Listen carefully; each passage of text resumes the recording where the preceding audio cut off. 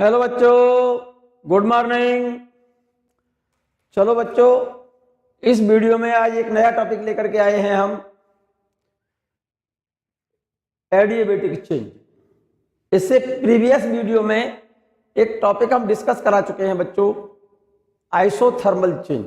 अब हम इस वीडियो में बात कर रहे हैं एडियाबेटिक चेंज। सिंपल टॉपिक है, आप नोट करिए इसे। Adiabatic change. In this change, heat neither goes out of the system nor come in the system. This change takes place rapidly. इस चेंज में, एडियाबेटिक चेंज में, हीट ना तो system से बाहर जाए और ना ही बाहर से सिस्टम के अंदर आए। इस चेंज को बोला जाता है मेरे बच्चे adiabatic change. And this change takes place rapidly. Adiabatic change में गैस का कंप्रेशन और एक्सपेंशन रैपिडली होना चाहिए, तेजी से होना चाहिए। गैस को कंप्रेस करें तो तेजी से और एक्सपेंड करें तब तेजी से। कहना हम ये चाहते हैं, ये कोई थर्मोडायनेमिक सिस्टम है, मान जाओ, और इसमें एक पिस्टन लगा है, ठीक है ना। जैसे आपने देखा हो साइकिल पंप, देखिए ना, ये कोई थर्मोडायनेमिक सिस्टम है, कोई सिलिंड्रिकल वेसल है और इसमें एक पिस्टन लगा है। बड़ा ध्यान से सुनिएगा, अब सिंपल सी बात बोल रहा हूं मेरे बच्चे। और इसमें कोई, मान जाइए, आइडियल गैस भरी है। कौन सी गैस भरी है? Ideal gas. इस गैस का प्रेशर P, वॉल्यूम V और टेम्परेचर T। आपने लिखा है in this change heat neither goes out of the system nor come into the system. This change takes place rapidly. In this change pressure, volume and temperature changes but exchange of heat is zero. ऐसा change मेरे बच्चे, ना ही तो उस system से heat बाहर निकले, ना तो हीट बाहर निकले, एक्सचेंज ऑफ हीट क्या हो? जीरो हो।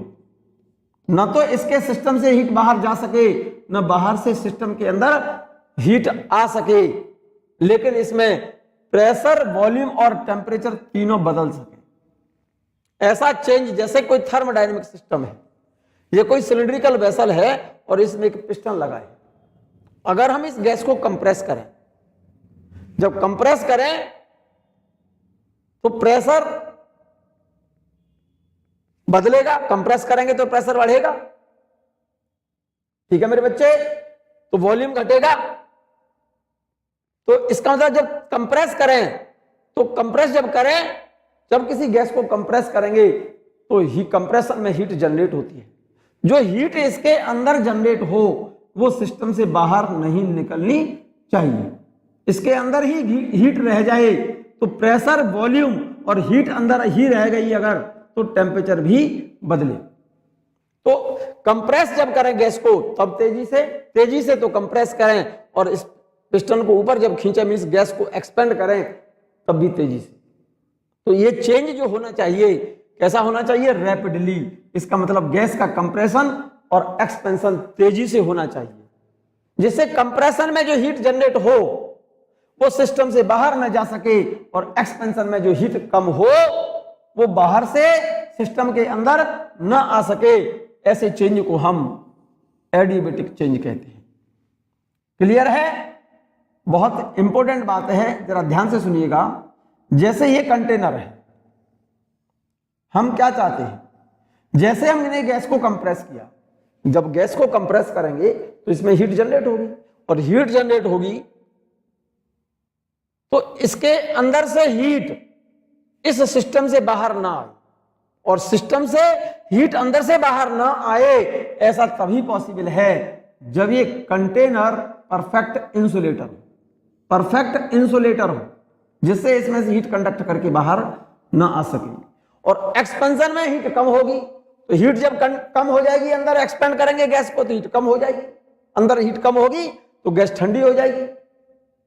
जिससे, क्योंकि जब गैस को एक्सपेंड करेंगे तो अंदर हीट कम हो जाएगी, तो जितनी अंदर हीट कम हुई है वो सिस्टम से बाहर से सिस्टम के अंदर न आ सके। इसका मतलब एडियाबैटिक चेंज में गैस को जब कंप्रेस करें या फिर एक्सपेंड करें तो हीट सिस्टम से ना तो बाहर जा सके ना बाहर से अंदर आ सके। ऐसा तभी पॉसिबल होगा जब ये कंटेनर परफेक्ट इंसुलेटर हो, but practically it is not possible. इसी वजह से आपने लिखा है this change takes place rapidly. इसी वजह से आपने लिखा है कि ये चेंज जो होना चाहिए तेजी से होना चाहिए। तेजी से होने का मतलब है तेजी से कंप्रेस करें, तेजी से एक्सपेंड करें। कंप्रेस तेजी से करें, एक्सपेंड तेजी से करें, कंप्रेस तेजी से करें, एक्सपेंड तेजी से करें। इतना रैपिडली इसका एक्सपेंशन और कंप्रेशन होना चाहिए जिससे हीट को सिस्टम से बाहर और बाहर से सिस्टम के अंदर जाने का समय न मिले, जिसकी वजह से गैस का टेम्परेचर क्या हो जाएगा मेरे बच्चे, इफेक्टेड हो। तो इन एडियाबैटिक चेंज प्रेशर भी बदलता है, वॉल्यूम भी बदलता है और टेम्परेचर भी बदलता है। इसीलिए एक लाइन लिखी है आपने ऊपर, in adiabatic change heat neither goes out of system nor come in the system, this change takes place rapidly. In this change pressure, volume and temperature change but exchange of heat is zero. In this change Poisson's law is obeyed here. इस point को underline करो।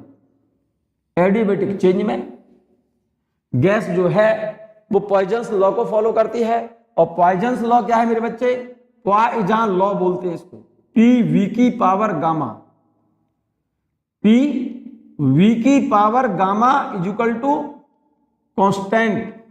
ये Poisson's law है, ये poison नहीं, इसको poison law बोलते हैं, नॉट पॉइजन। पॉइजन POISION नहीं है, वो पॉइजन मीन्स तो जहर होता है। ये पॉइजन नाम है साइंटिस्ट का, ठीक है ना। सो एडियाबैटिक चेंज में गैस पॉइजन लॉ को फॉलो करती है, और पॉइजन लॉ है PV की power gamma is equal to constant. ये फॉर्मूला नोट कर लो बच्चों और याद कर लो इसे, ठीक है ना। In this change Poisson's law is obeyed here. PV की power gamma is equal to constant, PV की power gamma is equal to constant. This is equation number first, where gamma is equal to Cp upon Cv, ratio of specific heat. ये constant pressure पर Cp specific heat of gas at constant pressure, Cv is specific heat of gas at constant volume. यहां पर gamma Poisson ratio बोलते हैं इसे, और gamma बराबर होता है Cp अपॉन Cv। तो इसको, इस इक्वेशन को मैं लिख सकता हूं P1 V1 की power gamma is equal to P2 V2 की पावर गामा। ये रिलेशन है P और V में, this is the relation between P and V।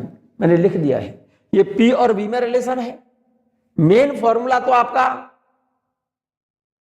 ये फर्स्ट है, पॉइजन लॉ, ये आप नोट कर लें।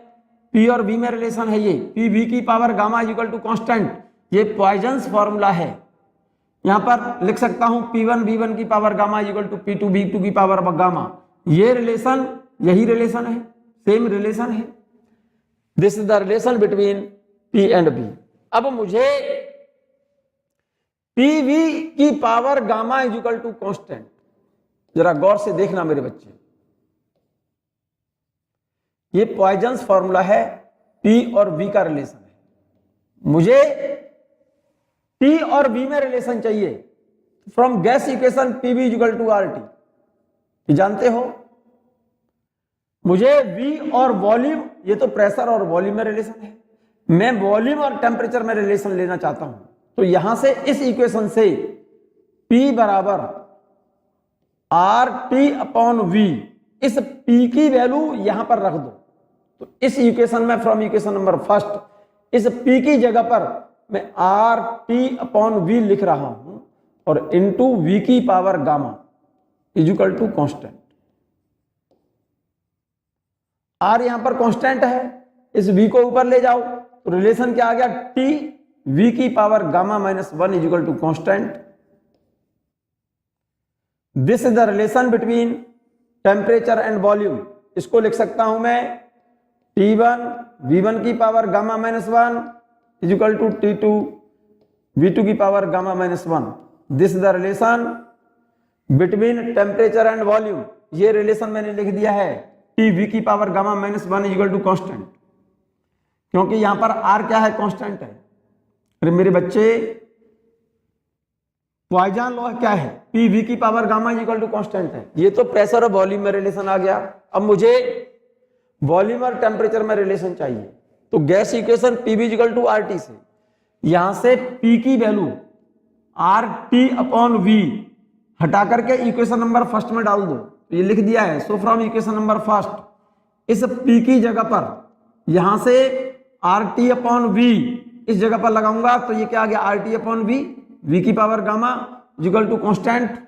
आर यहां पर कांस्टेंट है मेरे बच्चे, वी को ऊपर ले जाओ तो टी, इस वी को ऊपर ले जाओगे तो पावर -1 होगी इसकी, ऊपर वी की पावर गामा यहां पर है, तो क्या आ जाएगा ये टी वी की power gamma -1 equal to constant. ठीक है ना, इस इक्वेशन को मैं लिख सकता हूं T1 V1 की power gamma -1 equal to T2 V2 की power gamma -1। This is the relation between temperature and volume.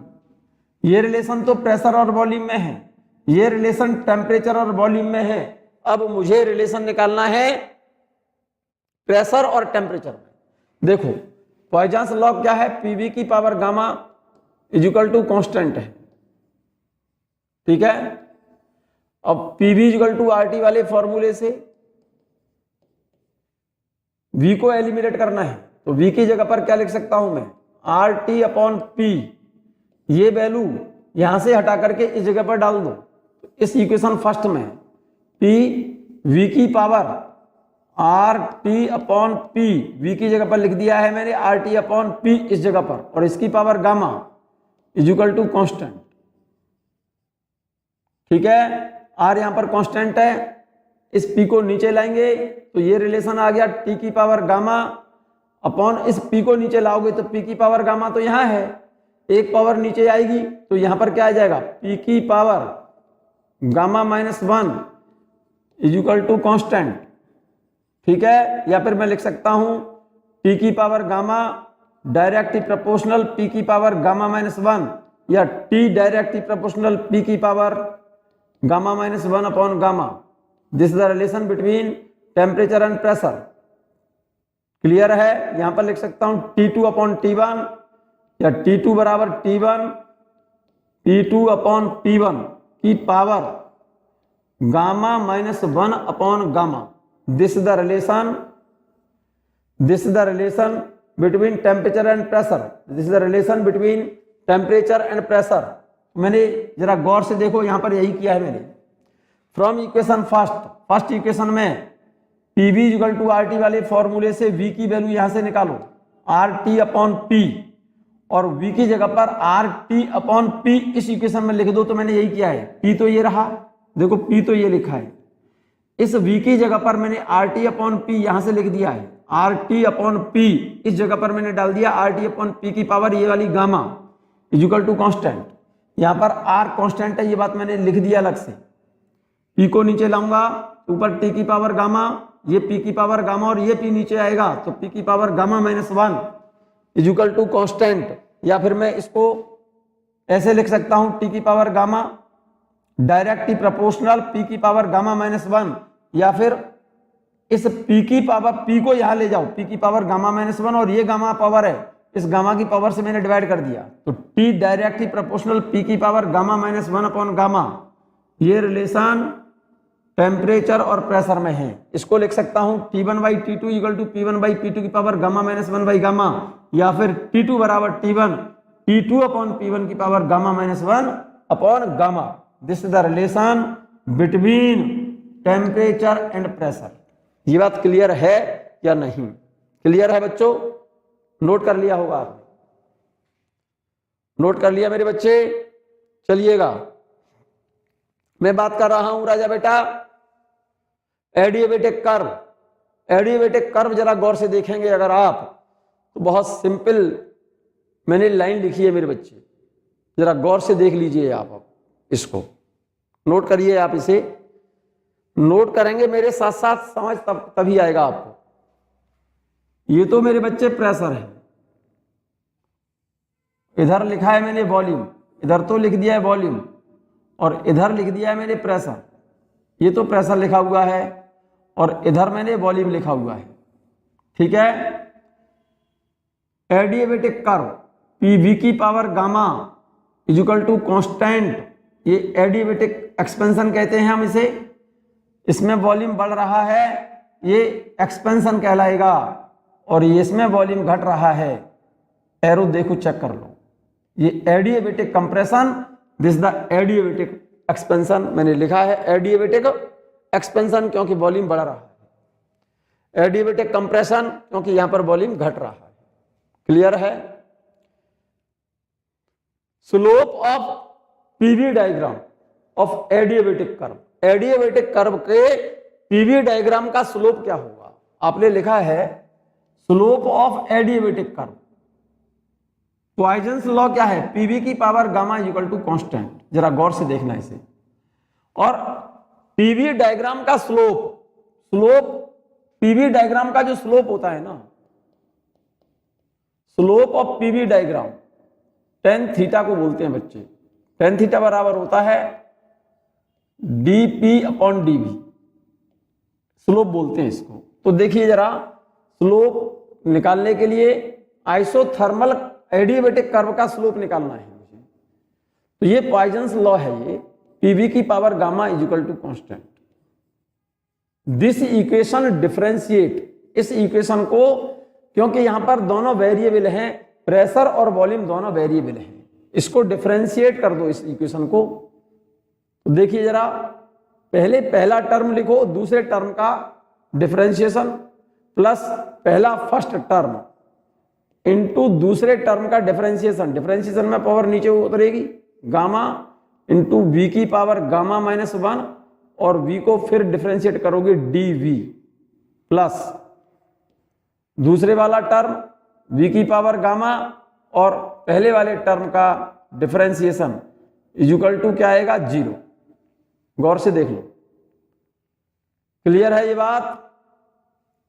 यहां तक कोई प्रॉब्लम तो नहीं है? चलिएगा, v की पावर गामा, देखो v की पावर गामा dp, इस वाले टर्म को इधर ले जा रहा हूं मैं, इस वाले टर्म को यहां से हटा करके इधर ले जा रहा हूं। v की power gamma dp equal to, इस वाले टर्म को इक्वल से इधर ले जा रहा हूं, तो minus p gamma into p, gamma into p, और ये क्या है? v की पावर गामा माइनस 1, और ये dv। Clear? dp upon dv को नीचे ला रहा हूं, dp अपॉन dv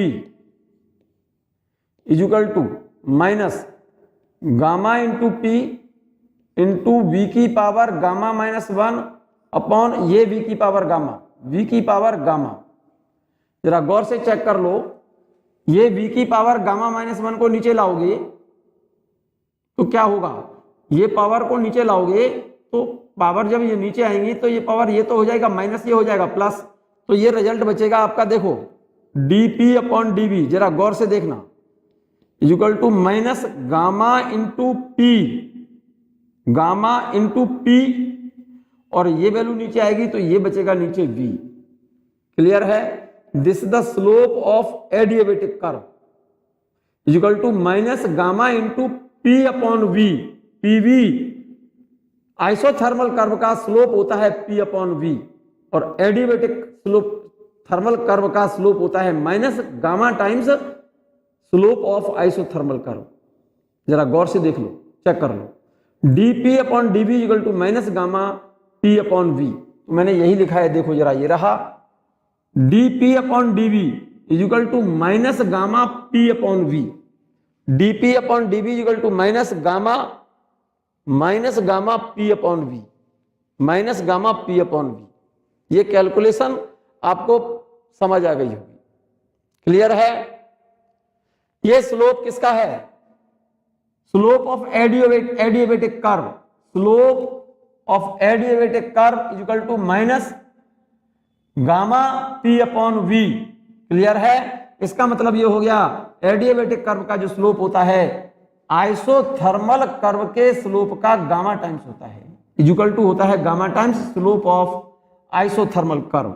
इसका मतलब एडियाबेटिक कर्व का स्लोप ज्यादा है किससे? आइसोथर्मल कर्व के स्लोप से। कितना टाइम्स ज्यादा है? Gamma times. जहां पर गामा क्या है?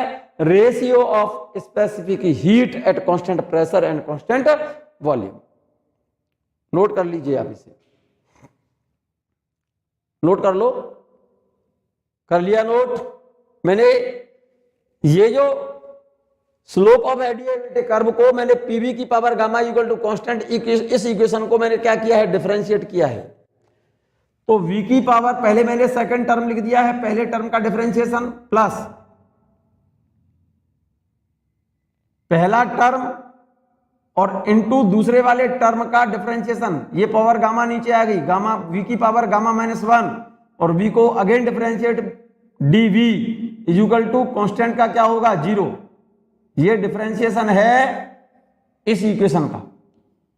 क्लियर है? मुझे dp अपॉन dv निकालना है, dp अपॉन dv निकालना है।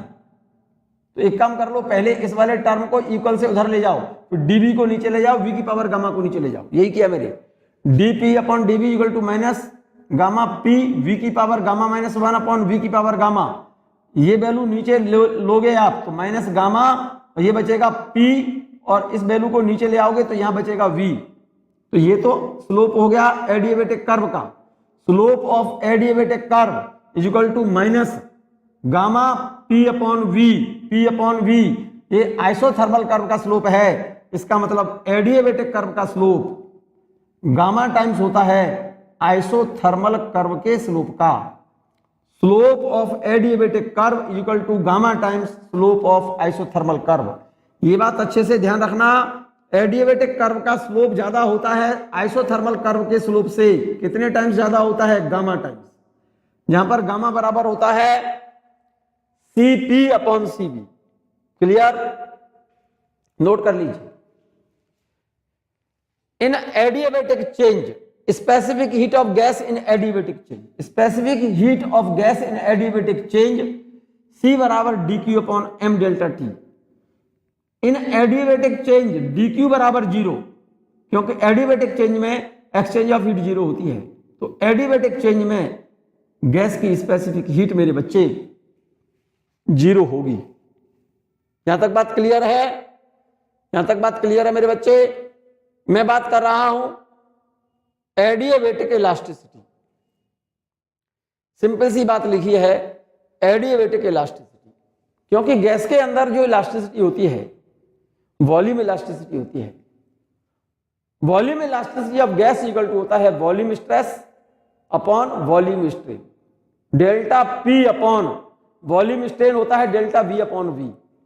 तो मैं बात कर रहा हूं अगर चेंज एडियाबेटिक है तो गैस की जो इलास्टिसिटी होगी एडियाबेटिक इलास्टिसिटी कहलाती है।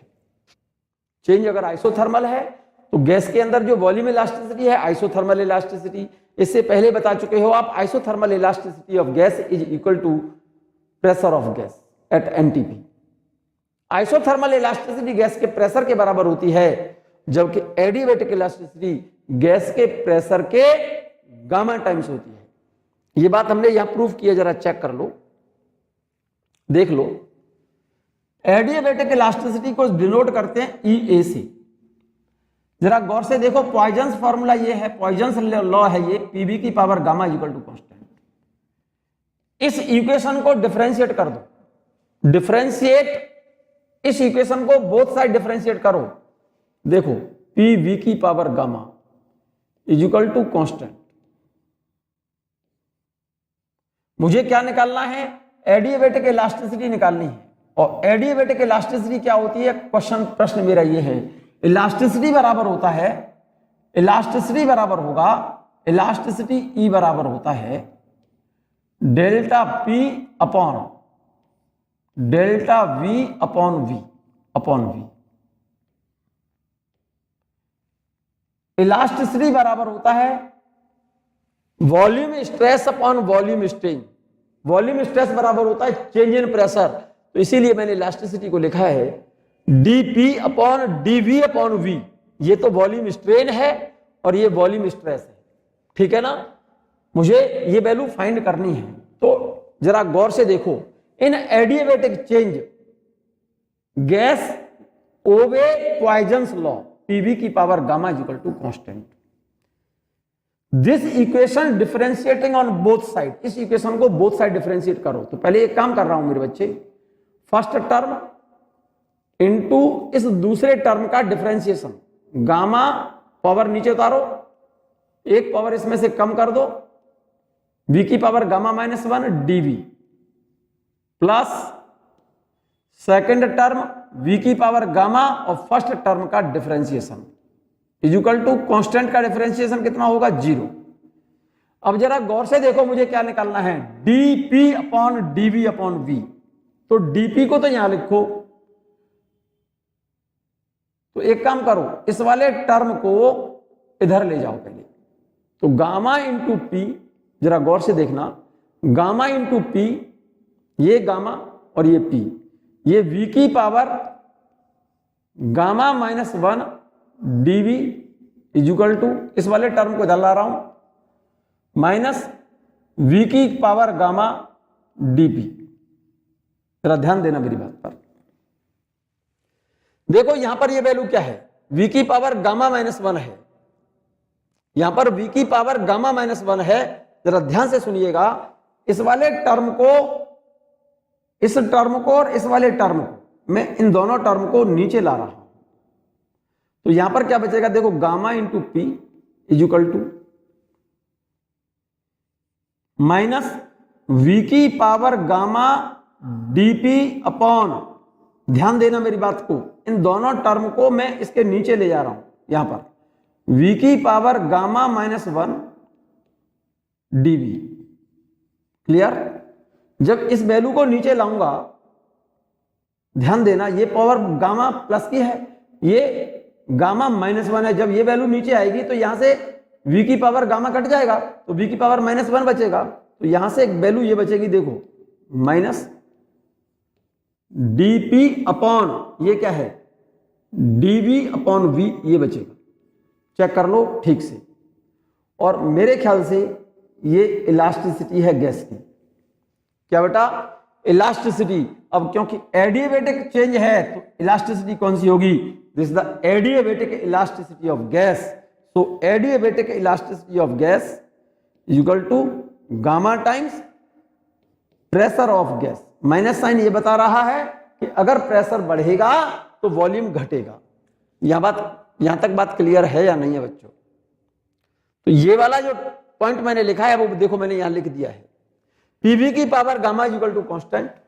मैं इसे हटा देता हूं, आपने नोट कर लिया हो, बहुत अच्छी बात है, नहीं किया हो तो मैंने इसको डिफरेंशिएट यहां पर करके दिखाया है, ठीक है, मैंने देखो यहां पर किया है, पीवी की power gamma is equal to constant, differentiating this equation on both side.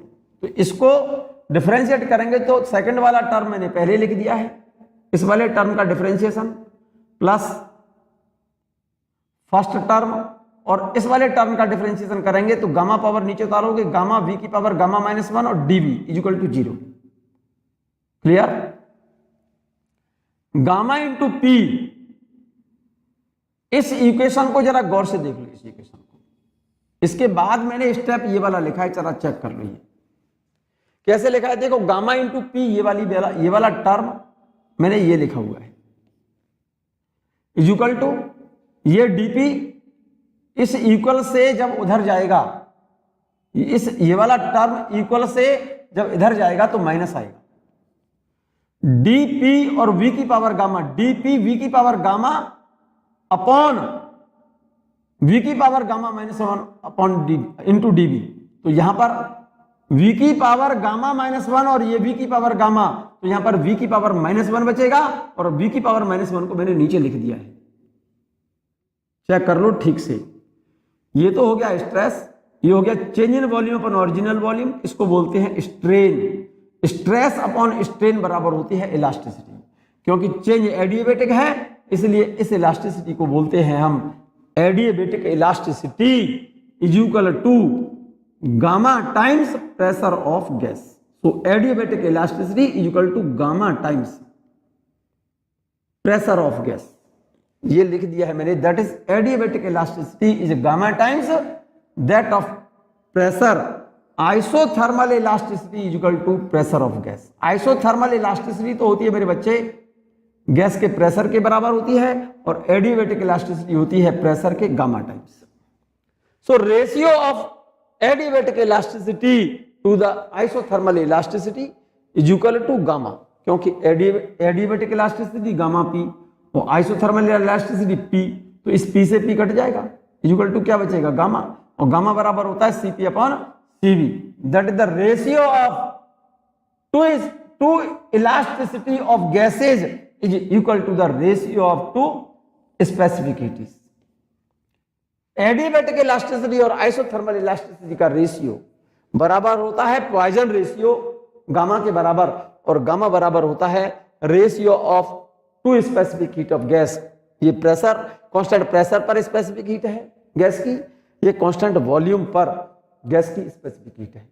इसका मतलब एडियाबैटिक इलास्टिसिटी और आइसोथर्मल इलास्टिसिटी का रेशियो गैस की स्पेसिफिक हीट के रेशियो के बराबर है, और यहां पर स्पेसिफिक हीट का रेशियो कौन कौन सा है, ये तो कांस्टेंट प्रेशर पर स्पेसिफिक हीट है और ये कांस्टेंट वॉल्यूम पर स्पेसिफिक हीट है। विशेष ध्यान से देख लो और इस पॉइंट को नोट कर लो मेरे बच्चे। ये इक्वेशन मेरे ख्याल से आपको समझ आनी चाहिए बच्चों। इस इक्वेशन को मैंने यहां पर ऐसे लिखा हुआ है, ये पॉइंट समझ में आ गया होगा। देख लो भाई, इस वाले टर्म को इक्वल से आप उधर ले जाओगे और फिर इस वाले टर्म को इसके नीचे लिखोगे तो रिजल्ट ये आएगा। चेक कर लो आराम से, आराम से चेक कर लो, तसल्ली से। कर लिया? इसको बोलते हैं stress, volume stress, change in volume upon original volume, इसे बोलते हैं volume strain. Strain stress upon strain बराबर होती है इलास्टिसिटी। इसका सेंस ये हो गया कि एडियाबैटिक जो इलास्टिसिटी है स्ट्रेस अपॉन स्ट्रेन वो किसके बराबर है, gamma times pressure of gas, gamma times pressure of gas. लेकिन आइसोथर्मल इलास्टिसिटी जो होती है वो गैस के प्रेशर के बराबर होती है। इसीलिए एडियाबैटिक इलास्टिसिटी और आइसोथर्मल इलास्टिसिटी का ratio this upon this, P से P cancel, is equal to gamma is equal to CP upon CV. यही बात मैंने लिखी है, that the ratio of two elasticity of gas is equal to the ratio of two specific heat of gas. Gas की दो जो elasticity है adiabatic और आइसोथर्मल का रेशियो बराबर है गामा के। गामा को पॉइजन रेशियो बोलते हैं और गामा बराबर होता है सीपी अपॉन सीबी। सीपी और सीबी गैस की स्पेसिफिक हीट है, CP specific heat of gas at constant pressure, CB specific heat of gas at constant volume. ये बात क्लियर बच्चों? नोट कर लिया होगा आप लोगों ने। मैं बात कर रहा हूं work done in adiabatic change, work done in adiabatic change. बहुत बेहतरीन पॉइंट लिखा है मेरे बच्चे। आप डेरिवेशन करना चाहते हैं तो कर लें, अदरवाइज इसका डायरेक्ट फॉर्मूला याद रखना। पहले मैं डेरिवेशन की बात कर रहा हूं। Work done in adiabatic change, W work बराबर होता है पी डेल्टा बी। डब्ल्यू बराबर पी डेल्टा वी, और इसको इंटीग्रेट कर दो V1 से लेकर V2 तक, टोटल वर्क निकल आएगा। लेकिन हम एक बात जानते हैं मेरे बच्चे, पी वी की power gamma is equal to constant, और कांस्टेंट को मैंने मान लिया है के। क्या मान लिया है? के। तो यहां पर P बराबर क्या हो जाएगा? P बराबर के अपॉन V की पावर गामा, और V की पावर गामा को नीचे से ऊपर ले जाओगे तो V की पावर गामा माइनस 1। P बराबर के V की पावर माइनस गामा। तो इस P की जगह पर यहां से के V की पावर माइनस गामा लिख दो। एक एक स्टेप नोट करते जाइए मेरे साथ साथ। तो यहां पर P की जगह पर के वी की पावर माइनस गामा लिख दिया, ये रहा, ये डीवी, मतलब के तो कांस्टेंट है, वी की पावर माइनस गामा को इंटीग्रेट किया है वी के रिगार्ड में, लोअर लिमिट v1 है, अपर लिमिट v2 है। इंटीग्रेशन का फॉर्मूला जानते होंगे, के तो कांस्टेंट हो गया, v इसका इंटीग्रेशन करना है v की power minus gamma plus 1 upon minus gamma plus 1, तो ये आ गया v की power minus gamma plus 1 upon minus gamma plus 1। Lower limit v1 है, अपर लिमिट v2 है। क्लियर? 1 माइनस गामा को मैंने बाहर लिख दिया, k upon 1 minus gamma, k upon 1 minus gamma, limit put करोगे तो v2 की power 1 minus gamma minus v1 की पावर 1 माइनस गामा। यहां तक बात क्लियर है? इस k का अंदर मल्टीप्लाई कर दो बच्चों, इसमें इस k का मल्टीप्लाई कर दो यहां पर, तो क्या आएगा 1 upon 1 minus gamma equal to k v2 की power 1 minus gamma minus k, इस k का मल्टीप्लाई में इस k का मल्टीप्लाई यहां कर रहा हूं, इस k का मल्टीप्लाई यहां कर रहा हूं, तो k v2 की power 1 minus gamma, k v1 की पावर 1 माइनस गामा। यहां तक बात क्लियर है? ये रिलेशन मैंने फिर से यहां नोट कर दिया है, w equal to 1 upon 1 minus gamma k v2 की power 1 minus gamma minus k v1 की पावर 1 माइनस गामा। यहां तक बात क्लियर है या नहीं है क्लियर? लेकिन एक बात हम जानते हैं, equation of adiabatic change, Poisson ratio p1 v1 की power gamma equal to p2 v2 की power gamma equal to constant बराबर k माना था आपने, ये लिखा हुआ है यहां पर। ये पॉइंट और ये पॉइंट एक ही बात है, pv की power gamma equal to k, और हम लिख सकते हैं p1 v1 की power gamma equal to p2 v2 की power gamma equal to k। तो k की जगह पर, इस k की जगह पर p1 v1 की power gamma equal to p2 v2 की power gamma equal to k, तो इस k की जगह पर यहां पर मैं लिख सकता हूं p2 v2 की पावर गामा, और इसकी जगह पर मैं लिखूंगा p1 v1 की पावर गामा। देखो 2 वाले टर्म के साथ तो 2 वाला टर्म लिखूंगा ये वाला, इस k की जगह पर p2 v2 की पावर गामा लिखूंगा मैं यहां पर, तो ये रहा p2 v2 की पावर गामा और ये रहा v2 की पावर 1 माइनस गामा, माइनस इस k की जगह पर लिखूंगा मैं यहां से p1 v1 की पावर गामा बराबर k, इसकी जगह पर 1 वाले टर्म की जगह पर p1 v1 की पावर गामा v1 की पावर 1 माइनस गामा। यहां तक बात क्लियर है बच्चों? जरा चेक करिए अब, देखो ये पावर प्लस की है गामा, ये माइनस की है गामा, ये पावर, ये माइनस गामा और प्लस गामा ये कैंसिल हो जाएगा, तो यहां से क्या बचेगा p v2, यहां से बचेगा p2 v2 माइनस ये बचेगा, इसकी पावर प्लस है, इसकी पावर माइनस गामा है, तो माइनस गामा से प्लस गामा ये कैंसिल हो जाएगा, तो यहां से बचेगा p1, यहां से बचेगा v1 की पावर 1, तो p1 v1। क्लियर? यहां तक बात क्लियर है? अब एक काम करो, जरा गौर से देखो इस इक्वेशन को, इस वाले टर्म को मैं यहां लिख रहा हूं, इस टर्म को यहां लिख रहा हूं, तो ये माइनस आ जाएगा बाहर, और इसमें क्या कर रहा हूं मैं, इस वाले टर्म को इधर लिखूं और इसको इधर लिखूं, तो नीचे से माइनस, माइनस से माइनस काट देना। जरा गौर से देखना, देखो 1 अपॉन 1 माइनस गामा, इसको मैंने लिखा है, इस वाले टर्म को लिखा है 1 अपॉन गामा माइनस 1, तो ये वाले टर्म पलट दो, ये इधर लिख दो और इसको उधर लिख दो, p1 v1 minus p2 v2। Clear है? अरे मेरे बच्चे, ऊपर से माइनस कॉमन ले लो, नीचे से माइनस कॉमन ले लो, तो इक्वेशन ये आ जाएगी। आ गई ये इक्वेशन? यहां तक बात क्लियर है मेरे बच्चे? जरा देखिएगा, 1 upon gamma minus 1 p1 v1 minus p2 v2, 1 upon gamma minus 1 p1 v1 minus p2 v2। Clear? देखो जरा गौर से, p1 v1 बराबर मैं लिख सकता हूं nRT1, और p2 v2 की जगह पर लिख सकता हूं nRT2। विशेष ध्यान से देखिएगा, p1 v1 को लिख सकता हूं गैस इक्वेशन से nRT1, और p2 v2 को लिख सकता हूं nRT2। तो यहां पर nRT1, यहां पर nRT2, तो nR को बाहर कॉमन ले लिया मैंने, गामा माइनस 1, यहां पर आ जाएगा T1, यहां पर आ जाएगा ये वाला T2। भाई p1 v1 की जगह पर मैं लिखूंगा nRT1, यहां पर तो nRT1 लिखूंगा, यहां पे लिखूंगा nRT2, तो nRT1 माइनस nRT2, तो nR मैंने कॉमन ले लिया, nR अपॉन गामा माइनस 1, तो यहां से NR T1 में से NR तो कॉमन गया, T1 बचा, यहाँ NR T2 में से NR कॉमन गया, तो यहाँ T2 बचेगा।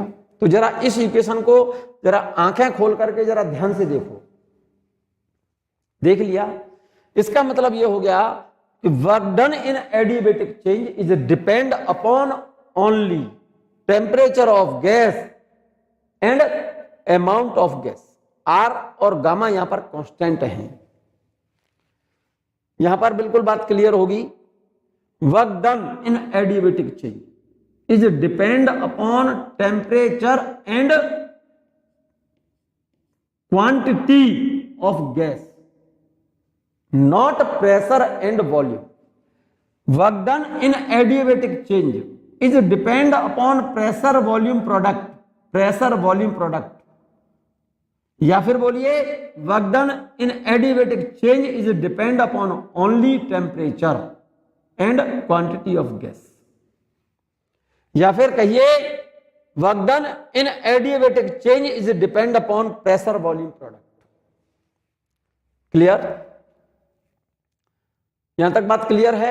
एक बहुत इंपॉर्टेंट पॉइंट मैं बता रहा हूं बच्चों, यहां पर बहुत सिंपल सी बात बोल रहा हूं कि अगर किसी गैस को कंप्रेस करें, कंप्रेस करेंगे तो work done on the gas होगा। और वर्क कभी जब किसी गैस को कंप्रेस करेंगे, पिस्टन कोई सिलिंड्रिकल वेसल लें और उसके पिस्टन को दबा दो, work done on the system हो, तो वर्क नेगेटिव आएगा। नेगेटिव वर्क कब आएगा मेरे बच्चे? ये वैल्यू नेगेटिव कब आएगी? जब T1 कम हो और T2 ज्यादा हो।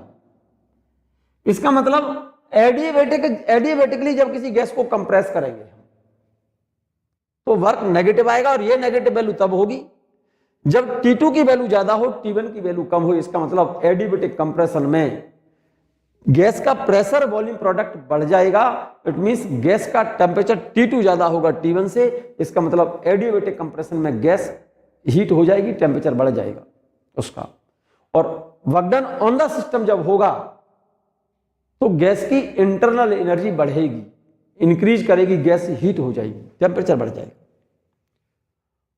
और एडियाबैटिक एक्सपेंशन हो, अगर कोई गैस एडियाबैटिकली एक्सपेंड हो, जब किसी गैस का एक्सपेंशन होता है तो वर्क पॉजिटिव होता है। तो ये W पॉजिटिव कब होगा? जब T1 कम हो, T1 ज्यादा हो और T2 कम हो, मतलब फाइनल टेम्परेचर कम हो जाए। इसका मतलब एडियाबैटिक एक्सपेंशन में फाइनल टेम्परेचर कम होगा इनिशियल टेम्परेचर से। इसका मतलब गैस ठंडी हो जाएगी। इसका मतलब एडियाबैटिक एक्सपेंशन में P2 V2 का जो प्रोडक्ट होता है P1 V1 के प्रोडक्ट से घटेगा। और एडियाबैटिक कंप्रेशन में pressure volume product P2 V2 ज्यादा होगा किससे? P1 V1 से। बहुत होशियारी से समझो। जब किसी गैस को कंप्रेस करेंगे वॉल्यूम घटेगा, वॉल्यूम घटेगा तो वर्क डन नेगेटिव होगा। और वर्क डन नेगेटिव तभी होगा जब T2 ज्यादा हो, T1 कम हो, ये ज्यादा हो, ये कम हो, तभी तो W नेगेटिव में आएगा, वर्क नेगेटिव में आएगा। तो एडियाबैटिक कंप्रेशन में T2 ज्यादा होगा T1 से। इसका मतलब जब किसी गैस को एडियाबैटिकली कंप्रेस किया जाता है तो gas work done on the system होता है। वो work done on the system जो होगा गैस की इंटरनल एनर्जी को बढ़ा देगा, जिसकी वजह से गैस का टेम्परेचर बढ़ जाएगा, हीट हो जाएगी गैस। तो एडियाबैटिकली जब किसी गैस को कंप्रेस करते हैं तो गैस गर्म हो जाती है, जैसे साइकिल पंप।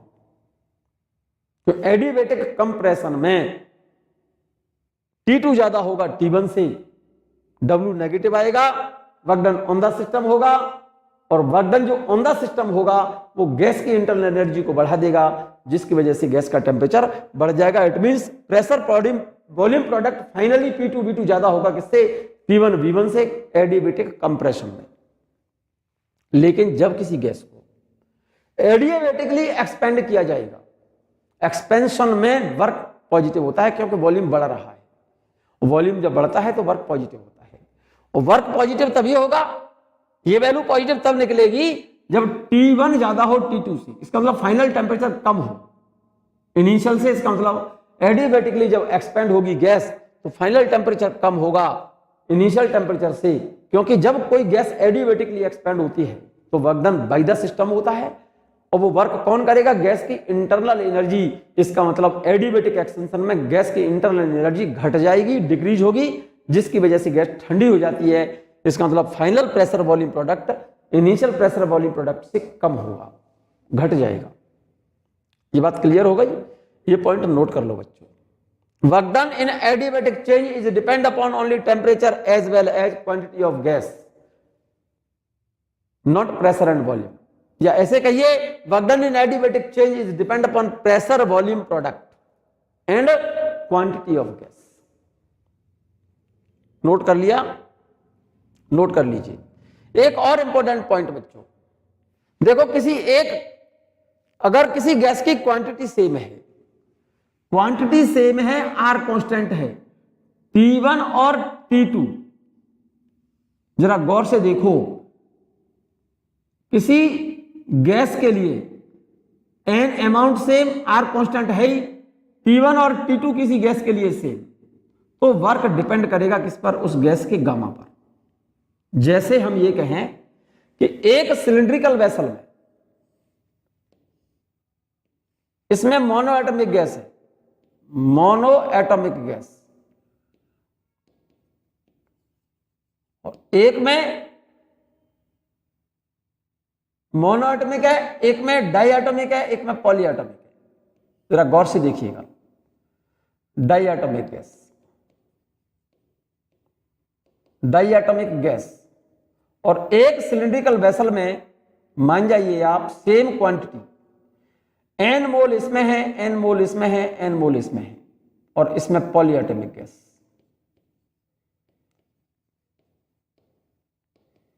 तो जरा गौर से देखना, इसका टेम्परेचर T1 T2, इसका टेम्परेचर T1 और T2, इसका टेम्परेचर T1 और T2 सेम है।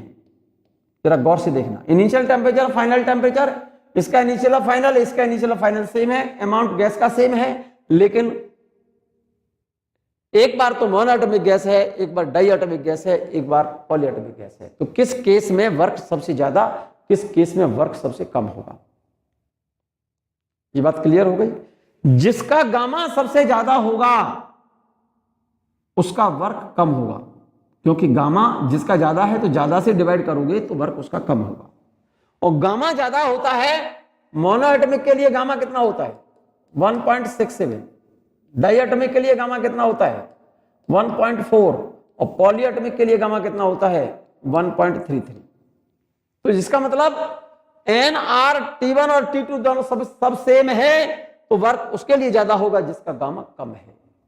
तो इसका मतलब वर्क पॉली एटॉमिक गैस के लिए कम, डाई एटॉमिक के लिए ज्यादा, और मोनो एटॉमिक गैस के लिए वर्क सबसे ज्यादा होगा, सबसे कम होगा। जिसका गामा सबसे कम उसका वर्क ज्यादा, तो पॉली एटॉमिक के लिए गामा सबसे कम है तो वर्क पॉली एटॉमिक के लिए सबसे ज्यादा होगा, इससे कम होगा डाई एटॉमिक के लिए, और सबसे कम वर्क होगा मोनो एटॉमिक गैस के लिए। ये बात मैंने देखो यहां पर नोट की है, चेक करो जरा। Work done in adiabatic change, W is inversely proportional to gamma -1। आपने यहां से लिखा ही, एन, आर, T1 और T2 गैसों के लिए अगर सेम है तो वर्क डिपेंड करेगा किस पर? गामा की वैल्यू पर। गामा मोनो एटॉमिक के लिए ज्यादा है, डाई एटॉमिक के लिए गामा कम है, और पॉली एटॉमिक के लिए गामा और कम है। तो जरा गौर से देखिए, मोनो एटॉमिक के लिए गामा है कितना? मोनो एटॉमिक के लिए जो गामा होता है ना 1.67 होता है, डाई एटॉमिक के लिए गामा कितना होता है? 1.4 होता है, और पॉली एटॉमिक के लिए 1.33 होता है। तो गामा सबसे ज्यादा किसका है? मोनो एटॉमिक का। जिसका गामा सबसे ज्यादा है उसके लिए वर्क सबसे कम होगा। तो मोनो एटॉमिक के लिए गामा सबसे ज्यादा है तो वर्क मोनो एटॉमिक के लिए सबसे कम, पॉली एटॉमिक के लिए गामा सबसे कम है तो वर्क पॉली एटॉमिक के लिए सबसे ज्यादा होगा, डाई एटॉमिक के लिए इंटरमीडिएट वैल्यू। चेक कर लो आराम से। चेक हो गया बच्चों? यहां से आगे की बात करते हैं मेरे बच्चे, बहुत सिंपल से और इंपोर्टेंट से दो कर्व मैंने बनाए हैं। आप अगर ध्यान देंगे तो मजा आ जाएगा आपको सुन करके और देख करके। पहली बात तो ये बच्चों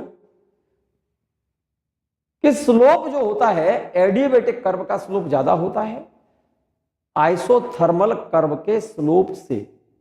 जैसे हम दो कर्व बना दें, ये तो P और V, जरा ध्यान देना मेरी बात पर। देखो ये वाला कर्व, एक तो कर्व ये, एक कर्व ये, एक कर्व ये और एक कर्व ये, जब ध्यान देना मेरी बात पर। एक कर्व तो A, ये वाला कर्व B, ये वाला कर्व C और ये वाला कर्व मान जाइए D। देखो मेरे ख्याल से ये A वाला जो कर्व है ना, ग्राफ A, क्या बेटा, ग्राफ A कौन सा है, आइसोबारिक है, आइसोबारिक, क्योंकि इसमें प्रेशर सेम है। और ग्राफ D ये आइसोकोरिक है।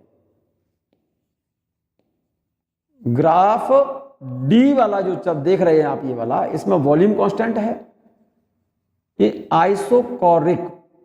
अब B और C को जरा चेक करो, ये P और V कर्व रेक्टेंगुलर हाइपरबोलिक है, तो इसमें दोनों में से एक तो आइसोथर्मल होना चाहिए और एक एडिबेटिक होना चाहिए। अब इन दोनों में से कैसे पहचानेंगे आप? पहचानने के लिए मैंने एक बात बताई थी कि जिसका स्लोप ज्यादा है वो एडिएबेटिक है और जिसका स्लोप कम है वो आइसोथर्मल है। तो इसमें कर्व B का स्लोप कर्व C से कम है, C का स्लोप ज्यादा है, B का स्लोप कम है, तो ग्राफ कौन सा वाला, ग्राफ B कौन सा है, आइसोथर्मल है, आइसोथर्मल, क्योंकि जिसका स्लोप कम है। और ग्राफ C ये वाला एडिबेटिक है, नोट कर लेना। एक और बात बच्चों, इस वाले कर्व के नीचे का, इस वाले ग्राफ के नीचे का एरिया सबसे ज्यादा होगा इस वाले का, और इसका एरिया सबसे कम होगा। तो वर्क डन इन, ये कौन सा है, आइसोबारिक में वर्क सबसे ज्यादा, इससे कम वर्क होगा किसमें, आइसोथर्मल में, क्योंकि इससे कम एरिया इसके नीचे का होगा और इससे कम एरिया इसके नीचे का होगा। क्लियर है? और इसमें वर्क जीरो होगा, सबसे कम वर्क आइसोकोरिक में होगा, आइसोकोरिक में वर्क डन जीरो होता है। ये क्वेश्चन प्रॉब्लम है, आप नोट कर लीजिए, इस पॉइंट को नोट कर लिया। इसका सेंस ये हो गया, जिस कर्व का स्लोप सबसे ज्यादा है, जिस कर्व का स्लोप कम है वो आइसोथर्मल है, और जिस कर्व का स्लोप ज्यादा है वो एडिएबेटिक है। ये नोट कर लिया ये पॉइंट बच्चों। एक पॉइंट और, जैसे हमने कहा ये वॉल्यूम, ये प्रेशर, एक कर्व ये है और एक कर्व ये है, इन दोनों में से कौन सा आइसोथर्मल है, कौन सा एडिबेटिक है? तो मेरे ख्याल से ये वाला कर्व तो आइसोथर्मल हो गया और ये वाला जो कर्व है वो एडिबेटिक है, एडिबेटिक, क्योंकि जिसमें स्लोप ज्यादा है एडिबेटिक है, जिसमें स्लोप कम है आइसोथर्मल है। ये बात क्लियर है? ये बात क्लियर है मेरे बच्चे? कोई doubt?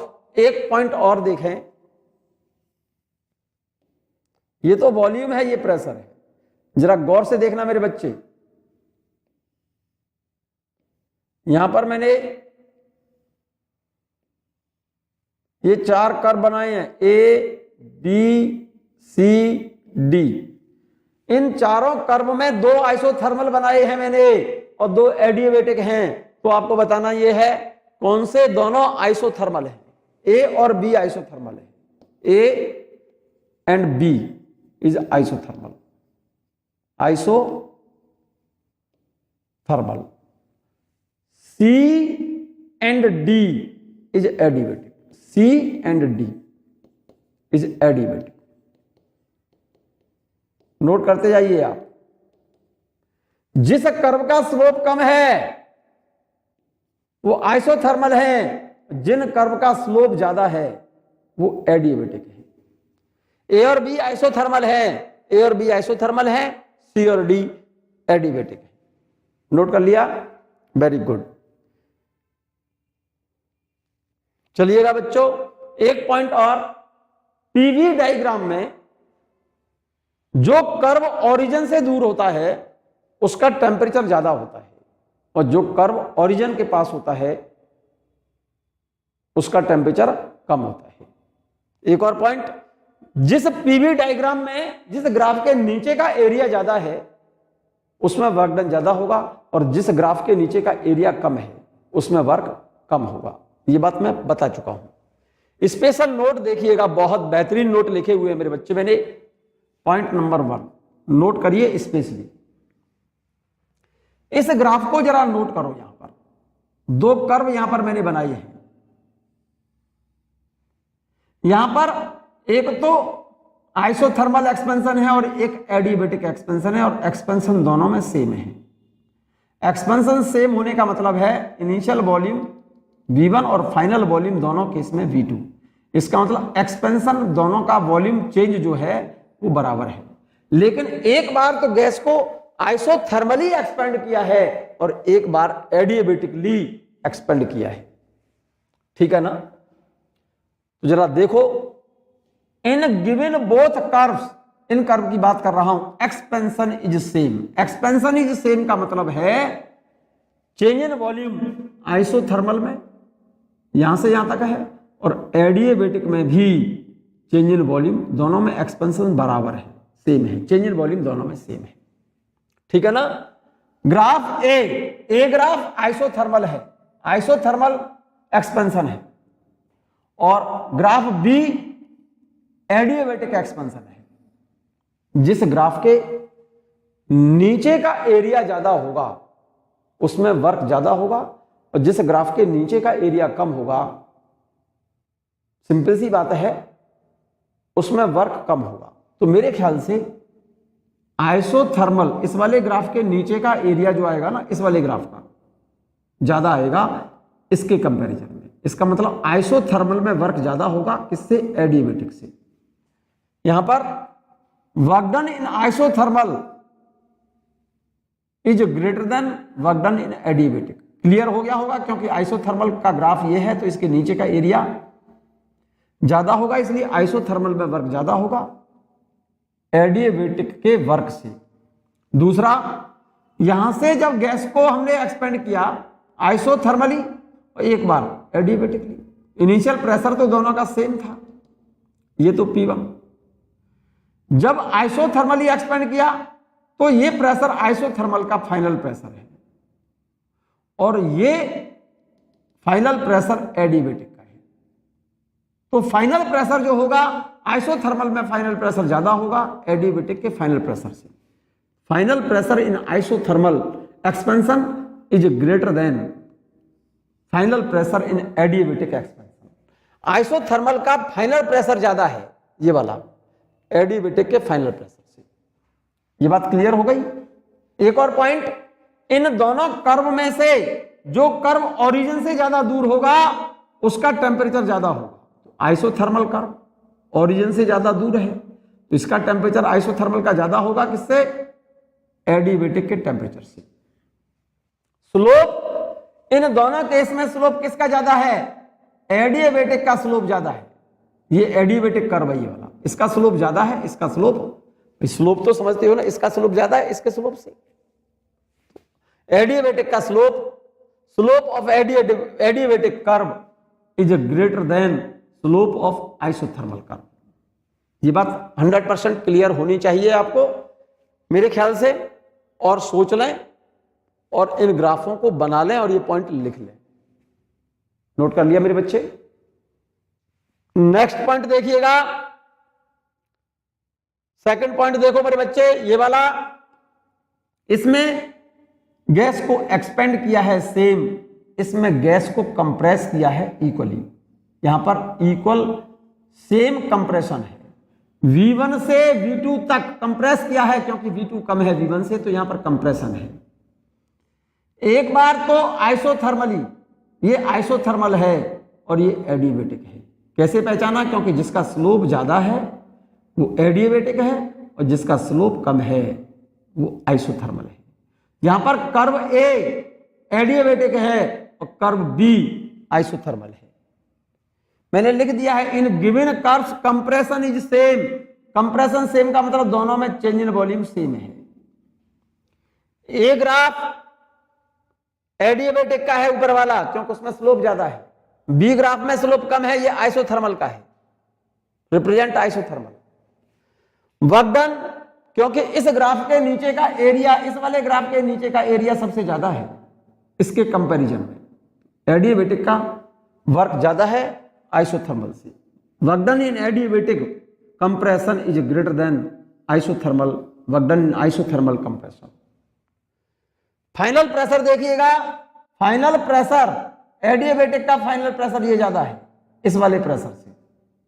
Final pressure in adiabatic compression, final pressure in adiabatic compression is greater than final pressure in isothermal compression. Clear? जो कर्व ओरिजिन से दूर है, ओरिजिन से जो ज्यादा दूरी पर है उसका टेम्परेचर ज्यादा होगा। एडियाबेटिक वाला कर्व ओरिजिन से ज्यादा दूर है, इस एडियाबेटिक का टेम्परेचर ज्यादा है किससे? आइसोथर्मल के टेम्परेचर से।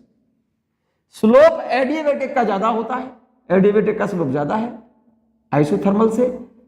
आइसोथर्मल का स्लोप कम हुआ, एडियाबेटिक का ज्यादा हुआ। ये बात क्लियर?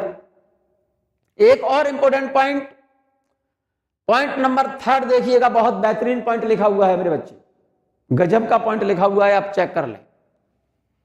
इन एडियाबेटिक कंप्रेशन, जब किसी गैस को एडियाबेटिकली कंप्रेस करते हैं तो work done on the system होता है मेरे बच्चे। वर्क डन के लिए रिलेशन था 1/γ-1 P1 V1 minus P2 V2 और W equal to NR/γ-1 T1 minus T2। जब किसी गैस को कंप्रेस करेंगे तो वॉल्यूम घटेगा, और वॉल्यूम घटता है तो वर्क नेगेटिव होता है, और ये वैल्यू नेगेटिव तब आएगी जब P2 V2 ज्यादा हो P1 V1 से। तो इसका मतलब एडियाबेटिक कंप्रेशन में final pressure volume product increase होता है इनिशियल प्रेशर वॉल्यूम प्रोडक्ट से। इट मींस फाइनल टेम्परेचर ज्यादा होगा इनिशियल टेम्परेचर से। इसका मतलब एडियाबेटिक कंप्रेशन में गैस का टेम्परेचर बढ़ जाता है, इसका मतलब गैस हीट होती है। ये देखो जरा गौर से, इन adiabatic compression product of pressure and volume increase means P2 V2 ज्यादा होगा P1 V1 से, P1 V1 लेस होगा, P2 V2 ज्यादा होगा, तभी वर्क नेगेटिव निकल करके आएगा, टेम्परेचर गैस का बढ़ जाएगा, मींस T2 ज्यादा होगा T1 से। सिंपल बात। इन एडियाबेटिक एक्सपेंशन, जब गैस एक्सपेंड होती है तो वॉल्यूम बढ़ता है, वर्क पॉजिटिव होना चाहिए, और वर्क पॉजिटिव तब होगा जब ये वैल्यू ज्यादा हो ये वैल्यू कम हो। इन adiabatic expansion pressure volume product, final pressure volume product decrease होगा इनिशियल प्रेशर वॉल्यूम प्रोडक्ट से। इसका मतलब फाइनल टेम्परेचर कम हो जाएगा किससे? इनिशियल टेम्परेचर से। इसका मतलब गैस ठंडी हो जाएगी, गैस का टेम्परेचर डाउन हो जाएगा। यही लिखा है, इन adiabatic expansion product of pressure volume decrease means P2 V2 less P1 V1 more, P1 V1 more P2 V2 less means T2 less than T1, that is work done, positive temperature of gas decrease होगा, final temperature घट जाएगा, T2 कम हो जाएगा T1 से। Clear है ये बात? इस पॉइंट को बड़ा होशियारी से देखिए, फॉर्मूला तुम्हारे सामने लिखा हुआ है। क्लियर है मेरे बच्चे? यहां तक बात क्लियर है राजा बेटा? चलिएगा पॉइंट नंबर 5 देखिएगा, gas equation PV equal to RT। Gas equation PV equal to RT is applicable both in isothermal and adiabatic change. Important line लिखी है बच्चों, gas equation PV equal to nRT isothermal और adiabatic change दोनों के लिए ही applicable है। Gas equation दोनों के लिए एप्लीकेबल है, लेकिन आइसोथर्मल चेंज में बॉयल्स लॉ को फॉलो करती है गैस, और एडियाबेटिक चेंज में पॉइजन्स लॉ PV की power gamma equal to constant follow करती है गैस। लेकिन gas equation PV equal to RT is applicable for both isothermal and adiabatic change is applicable.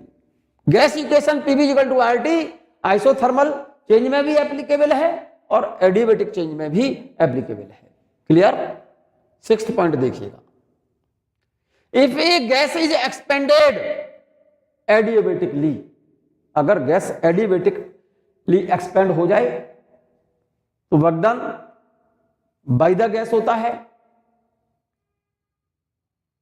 Adiabatically अगर कोई गैस एक्सपेंड होती है तो work done by the gas होगा, और वो वर्क कौन करता है? उसकी इंटरनल एनर्जी, जिसकी वजह से गैस की इंटरनल एनर्जी कम होने के कारण गैस का टेम्परेचर डाउन हो जाएगा, गैस ठंडी हो जाती है। जैसे अचानक से साइकिल ट्यूब बस्ट हो जाए, कोई बलून लेना और अचानक से बस्ट हो जाए तो वो ठंडा हो जाता है।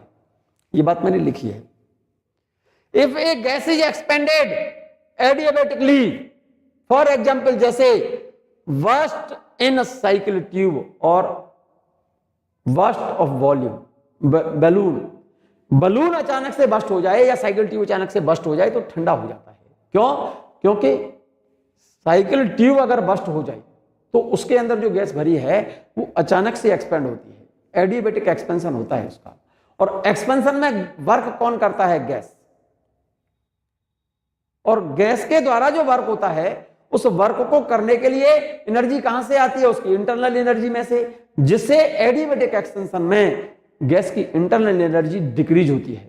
और इंटरनल एनर्जी डिपेंड करती है टेम्परेचर पर। तो इंटरनल एनर्जी जब एक्सपेंशन में डिक्रीज होगी तो एडियाबेटिक एक्सपेंशन में टेम्परेचर भी डिक्रीज होगा। इसका मतलब एडियाबेटिक एक्सपेंशन में गैस ठंडी हो जाती है। यही बात लिखी है मैंने। If a gas is expanded adiabatically, जैसे साइकिल ट्यूब का बस्ट होना, then some work is done by the gas, hence internal energy of gas decrease, hence temperature of gas decrease in adiabatic expansion. Clear? In adiabatic compression, जैसे cycle pump देखी होगी, जब हवा भरते हैं cycle में तो जब चेक करना, पंप नीचे से पकड़ के देखना, गर्म हो जाती है। क्योंकि जब किसी गैस को एडियाबेटिकली कंप्रेस किया जाता है तो work done on the system होगा, और वर्क डन जो ऑन द सिस्टम है वो वर्क गैस की इंटरनल एनर्जी को बढ़ा देगा।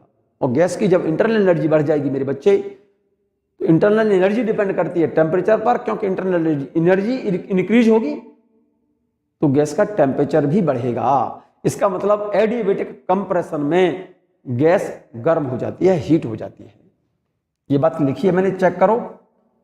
इन एडियाबेटिक कंप्रेशन, जैसे cycle pump, work is done on the gas, hence internal energy of gas increase, hence the temperature of gas increase in adiabatic compression. Adiabatic compression में gas गर्म होती है और adiabatic expansion में गैस ठंडी हो जाती है। ये बात क्लियर है मेरे बच्चे? मैं 7th पॉइंट जरा नोट करें बच्चों। मैं free expansion in adiabatic process in which no work is done by the system or on the system। मैं फ्री एक्सपेंशन एडियाबेटिक चेंज में मैं फ्री एक्सपेंशन की बात कर रहा हूं। बहुत इंपॉर्टेंट, मोस्ट इंपॉर्टेंट पॉइंट है बच्चों, ये काम का पॉइंट है, वेरी इंपॉर्टेंट पॉइंट है। मैं फ्री एक्सपेंशन ऑफ गैस की बात कर रहा हूं। मतलब फ्री एक्सपेंशन कहते हैं जिसमें सिस्टम के द्वारा ना तो कोई वर्क हो ना सिस्टम पर वर्क हो, और एक्सचेंज ऑफ हीट भी zero, change in internal energy भी जीरो। तो फ्री एक्सपेंशन में गैस की इंटरनल एनर्जी चेंज नहीं होती, मींस गैस का टेम्परेचर चेंज नहीं होता फ्री एक्सपेंशन में। मैंने लिखा है, चेक करिए जरा। Free expansion is adiabatic process in which no work is done by the system or on the system. Free expansion is adiabatic process in which no work is done by the system or on the system.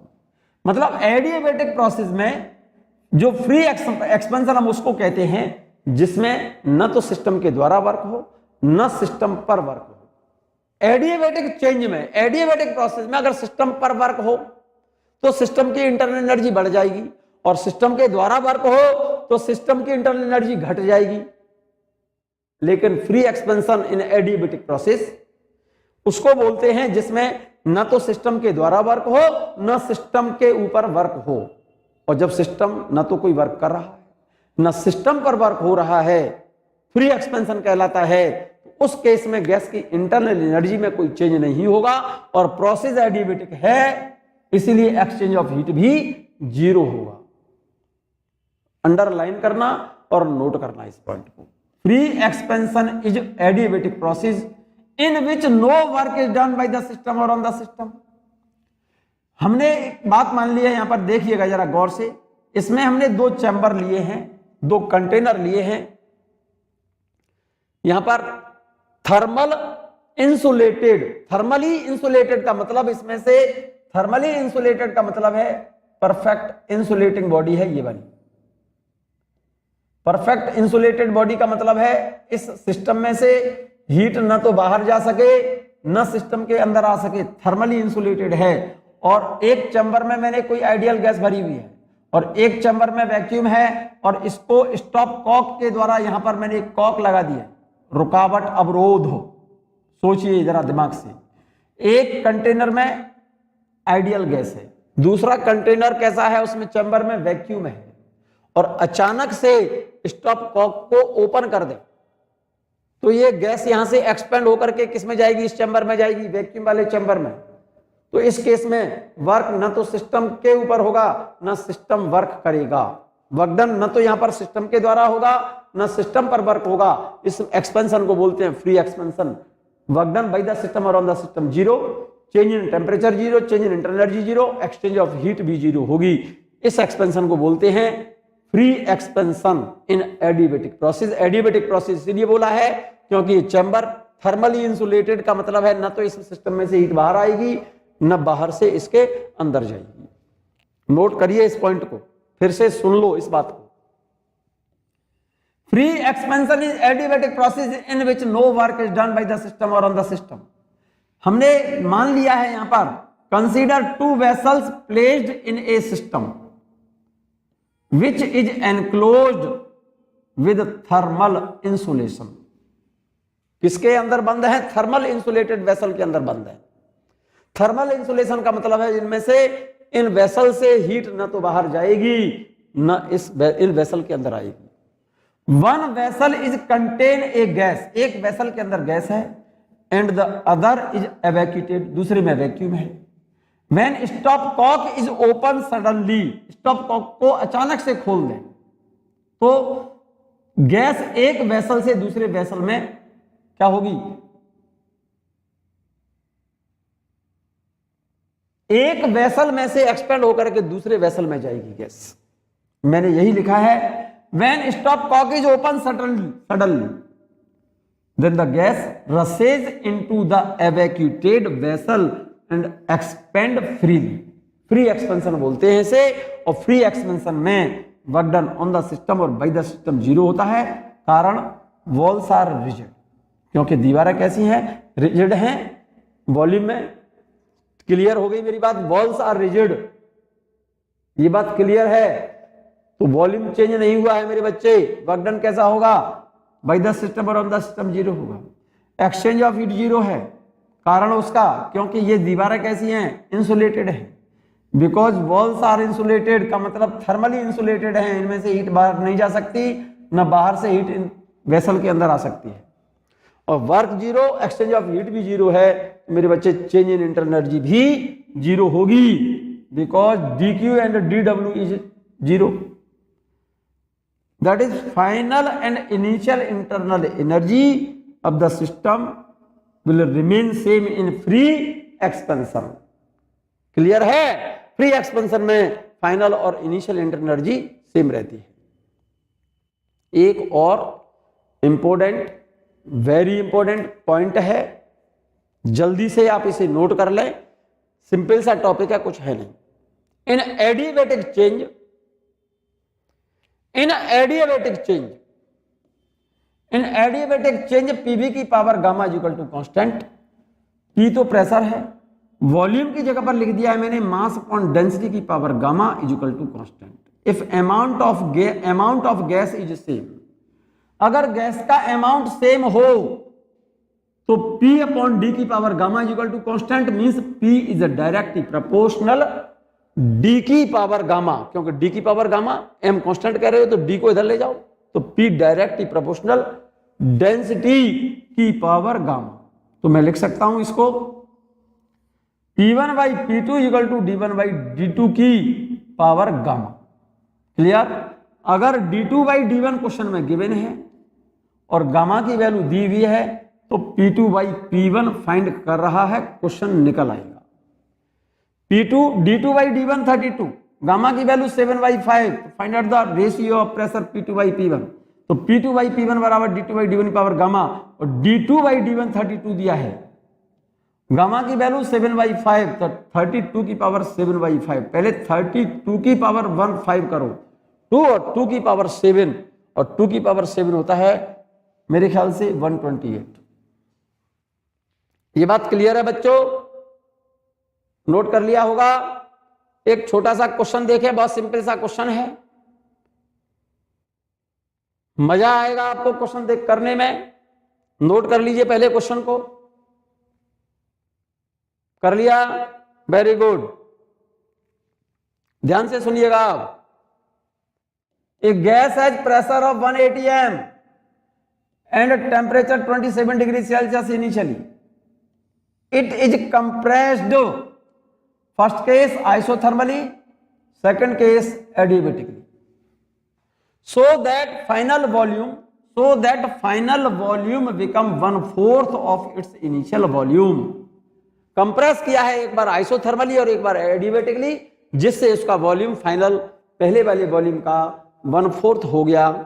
Calculate, क्या पूछा है उसने? Calculate final pressure and final temperature of the gas in each case given that value of gamma is 1.5। Clear? P1 180 m दिया है, V1 को मैंने V मान लिया, P1 की वैल्यू दी है 27 डिग्री सेल्सियस, केल्विन बनाएंगे 300 केल्विन। V2 की वैल्यू पहले वाले वॉल्यूम का 1/4 V/4। आइसोथर्मल चेंज में बॉयल्स लॉ लगता है, टेम्परेचर कांस्टेंट है। P1 V1 बराबर P2 V2, तो प्रेशर फाइनल P2 बराबर P1 V1 बाई V2।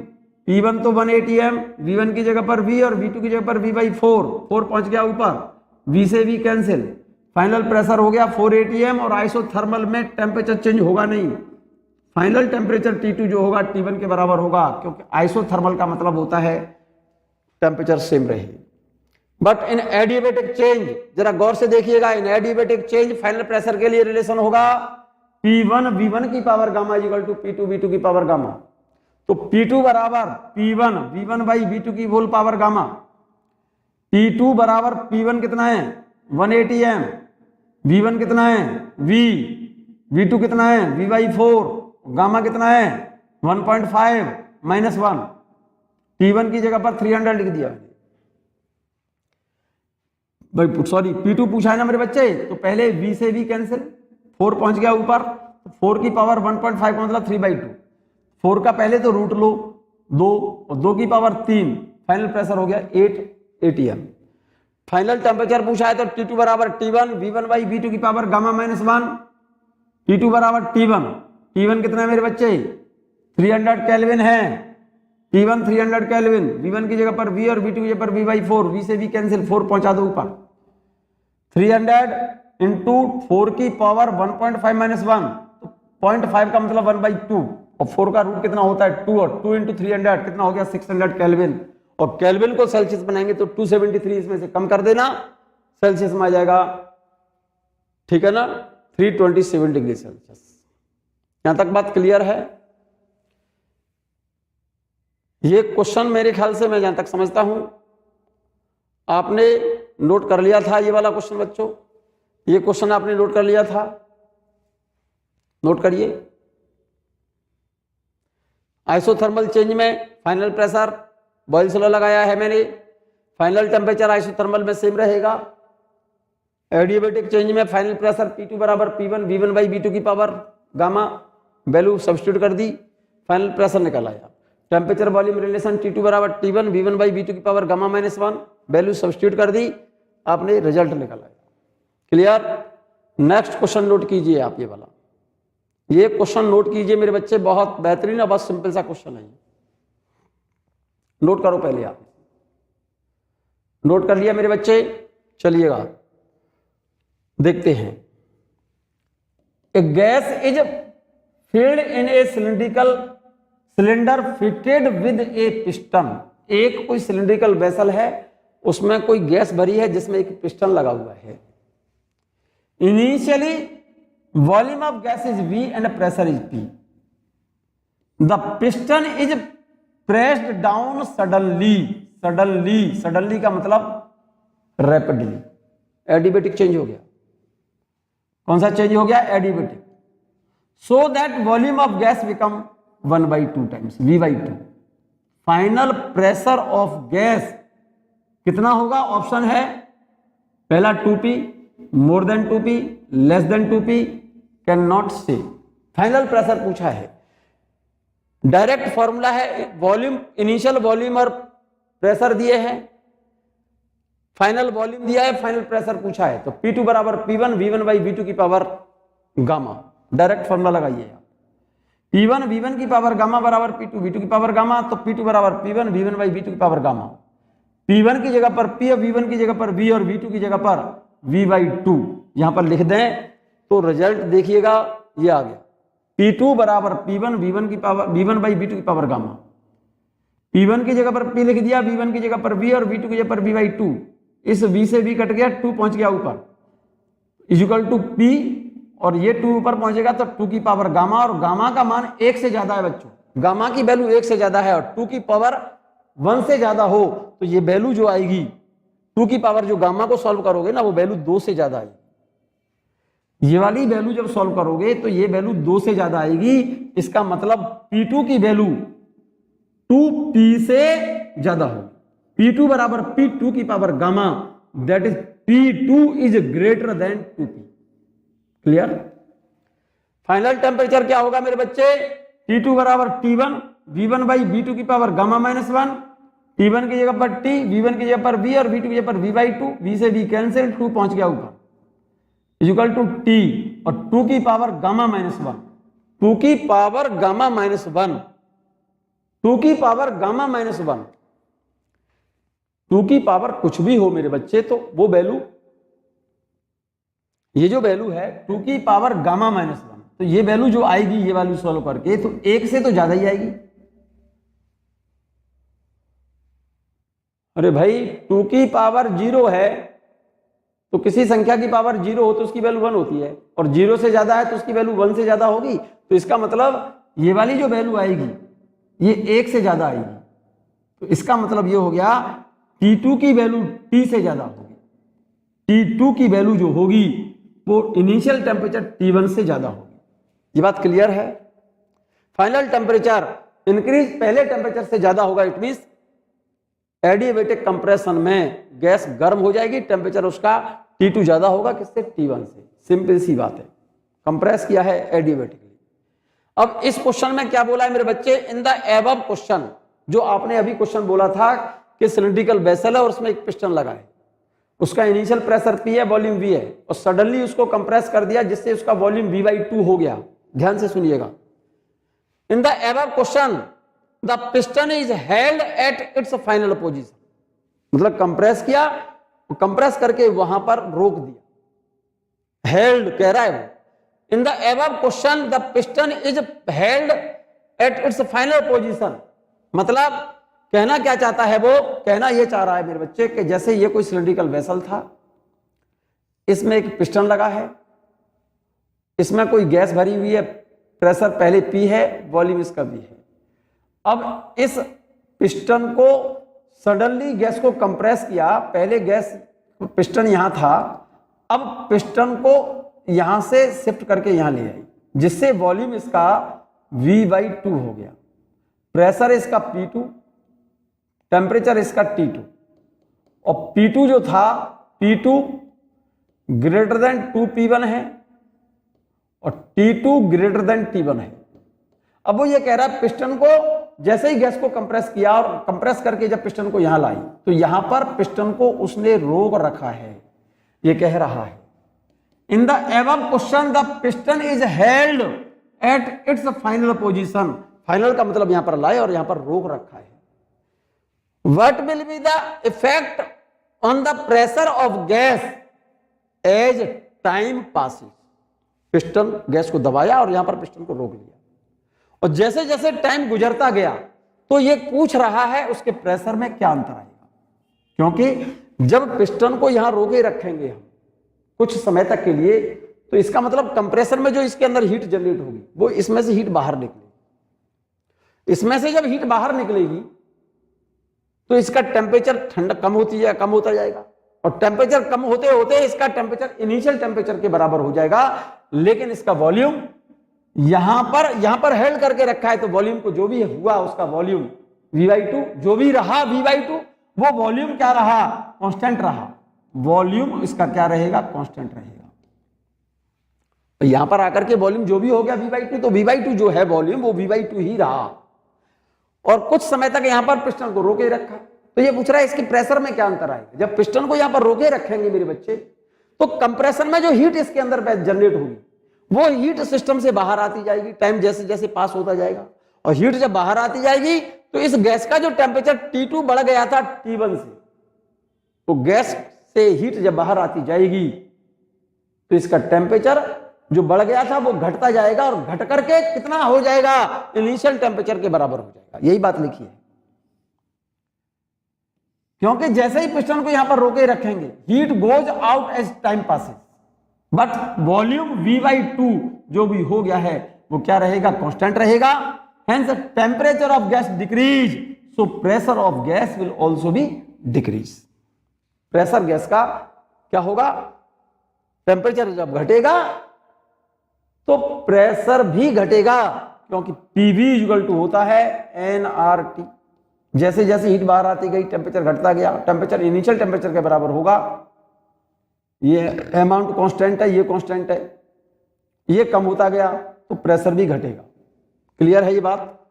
अब नेक्स्ट पार्ट में क्या पूछ रहा है, इन द अबव क्वेश्चन, जो आपने इससे पहले वाला क्वेश्चन बोला था उसकी बात कर रहा है वो। In the above question what will be the pressure of gas after long time. Pressure घटेगा, ये बात सही है, और आपने इससे पहले वाले क्वेश्चन में क्या कहा था कि जो प्रेशर है P2 ग्रेटर देन 2P होगा, ठीक है। अब ये कह रहा है कि जैसे जैसे टाइम पास होता गया तो कुछ समय बाद उसका फाइनल प्रेशर कितना होगा, क्योंकि फाइनल प्रेशर जैसे जैसे टाइम पास होता गया हीट बाहर आती गई टेम्परेचर घटता गया, तो फाइनल टेम्परेचर किसके बराबर आ जाएगा, इनिशियल टेम्परेचर के बराबर। तो चेंज कौन सा हो गया, आइसोथर्मल, और आइसोथर्मल चेंज होगा तो बॉयल्स लॉ लगाइए आप, after long time temperature of gas become initial temperature. So according to Boyle's law P1 V1 बराबर P2 V2, तो P2 बराबर P1 V1 by V2। P1 लिख दो P, V1 लिख दो V, और फाइनल वॉल्यूम V2 कितना हो गया V/2, V से V कैंसिल, 2 पहुंचा दो ऊपर, तो फाइनल प्रेशर P2 बराबर कितना हो जाएगा, 2P के बराबर, क्योंकि इनिशियल केस में क्या था, P2 जो था 2P से ज्यादा था। जब पिस्टन को हेल्ड करके रखेंगे तो ये प्रेशर घटते घटते घटते घटते जब टेम्परेचर इनिशियल टेम्परेचर के बराबर हो जाएगा तो प्रेशर कितना हो गया, घट करके जो ग्रेटर देन 2P था वो P2 बराबर 2P के बराबर हो जाएगा। ये बात क्लियर। यहां तक बच्चों इस वीडियो को कम से कम 2-3 बार सुने आप। मेरे ख्याल से एडियोबैटिक चेंज आपको बहुत अच्छे से क्लियर हो गया होगा। इस वीडियो को 2 बार सुन लें और 1 बार कम से कम लिख लें। लिखने के बाद जब रिवाइज करें तो फिर वीडियो को 1 बार जरूर देखें। डेफिनेटली इस टॉपिक से रिलेटेड आपसे क्वेश्चंस निकलेंगे। फिर मिलते हैं नेक्स्ट लेक्चर में बच्चों।